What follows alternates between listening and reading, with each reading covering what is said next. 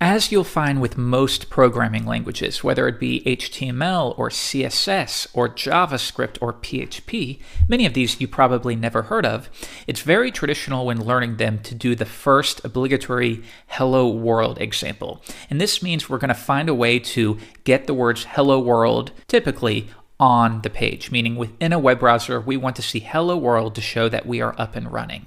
And we can do that without using any tools other than maybe a simple editor. Even something like Notepad or TextEdit will work just fine. So if you are on Windows, open Notepad. I'm on a Mac, so I will search for TextEdit and open that up. Now, TextEdit is traditionally for writing Word documents, whether you're writing a story or a letter, but it can also be used for a variety of things, including creating HTML pages. So we will use this for the first example, and then I'm going to explain to you why you do not want to do this for your actual coding. But let's go ahead and get Hello World in a browser. So to start, we're not even going to use any kind of markup. We're going to type Hello World, and then I will go to File and save it, and we want to save it as an HTML page. So rather than using the default RTF or TXT extension, we need to specify that this page should be rendered as HTML. Next, I'm going to save it as index, and this is pretty traditional to specify the default page. So save that to the desktop, and now you can see that we have this new file. So if I would like to view this in the browser, I can either open a browser like Chrome, and I can go File, Open, choose that file, or in some OSs like Mac, I can take the file and drag it into the browser, and you'll see that it works like so. And it looks like I have Hello World I. So let's make our first edit. I will come back and change that from Hello World I to an exclamation point. I will save that by pressing Command S, or you can go to File, Save. And if we refresh, we've made our first edit. Now, notice we haven't added any true HTML here. We've just added some words, but nonetheless, it's still showing up in the browser. How is that? And that's because even though it's not HTML, the browser will make some assumptions. And when you have Hello World, it's smart enough to know that you simply want to display text on the page. That said, this is something you will never ever do in your projects. You want to use structured markup using HTML. So let's do it the right way. The very first step is we need to specify a doc type. Now, I don't want this to confuse you. I will go ahead and add it, doc type HTML. Now, what this does is it instructs the browser what version of the markup language is currently being used. Now, if this looks confusing to you, you'll be surprised that years ago it was a long string because we had very different versions, whether the strict version or a more flexible version. Now, I don't want you to worry about this too much. Just know it's a way to instruct the browser as to the version of the markup language you're using. Don't let that confuse you, though. Next, let's bring up the text just a bit, so I will bring that up to 18, like so. Next, we need to specify where our HTML is, and we can create HTML tags by doing it like so.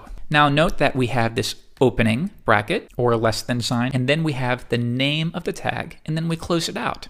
So if we just had it like this, we could add some text. But the problem is the browser will not know when you are finished with this particular tag. So it will assume for as long as the document is, this text will be within the HTML element or tag. You can use those interchangeably.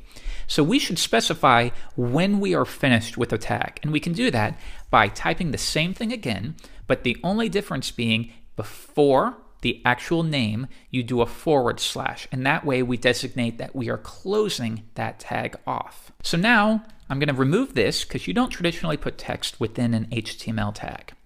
The next step is we need to provide a couple details about the page itself.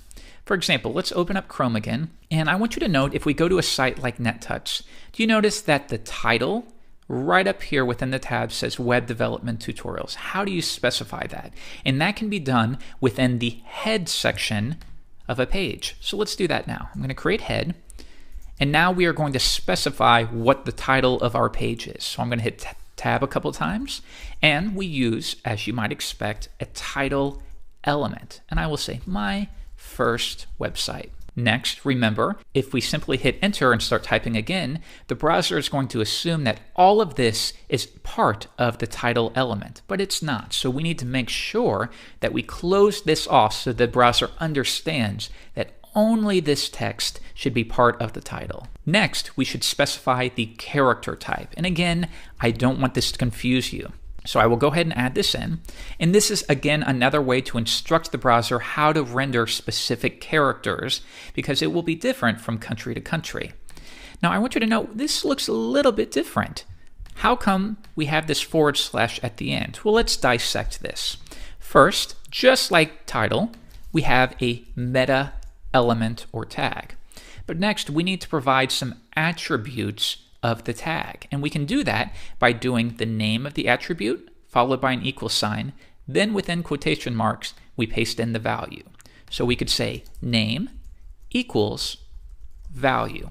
Attribute name, attribute value.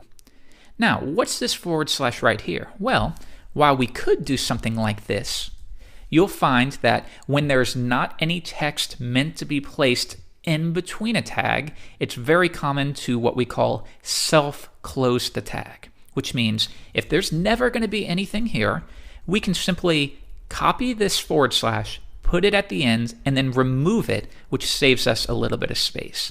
And what you'll find is most developers prefer to add a space right after that last equal sign. However, do note that this is optional.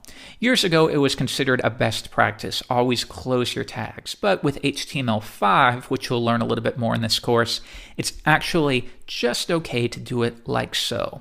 So whether or not you want to close it, many developers have gotten into the habit of it. They feel more comfortable doing so. That's fine. But if you'd like to leave it off, that's fine too. There's no right or wrong in this example. So now we have an element with an attribute name of charset or carset, and the value is UTF-8. And again, I don't want you to worry about this right now. It'll just make sure that your symbols are rendered correctly. So now we're done with the head section, but remember, we have to close that off. So I will do / head. Next, we want to display that hello world, but we don't do it like this.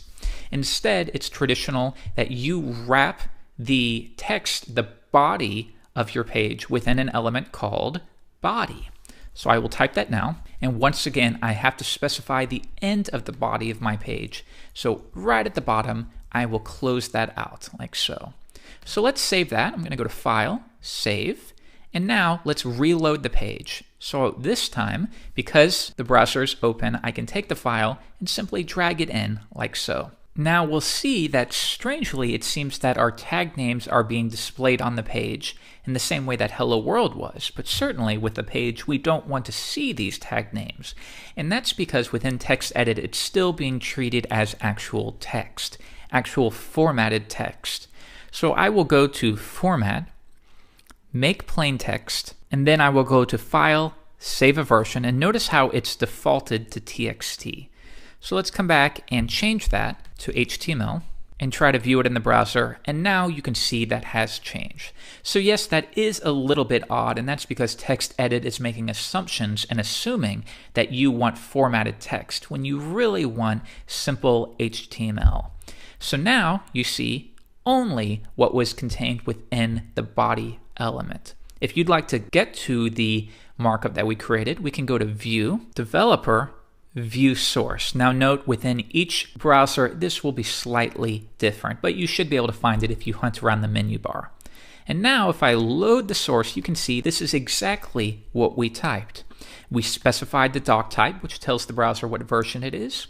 We've specified where our HTML is. Next, we've specified the head section. Now I want you to note if we come back, it says My First Website, and that's coming specifically from the title element. Next, we specify the meta charset. Don't worry about that too much right now. And then we add our first hello world, which is displayed on the page. And this is good formatting. This is the formatting that a pro would use. It's nice, clean. We're following best practices. So good job. Pat yourself on the back. You've just built your first web page. It doesn't do much just yet, but you'll get there. So in the next lesson, I'm going to start showing you how to format this text.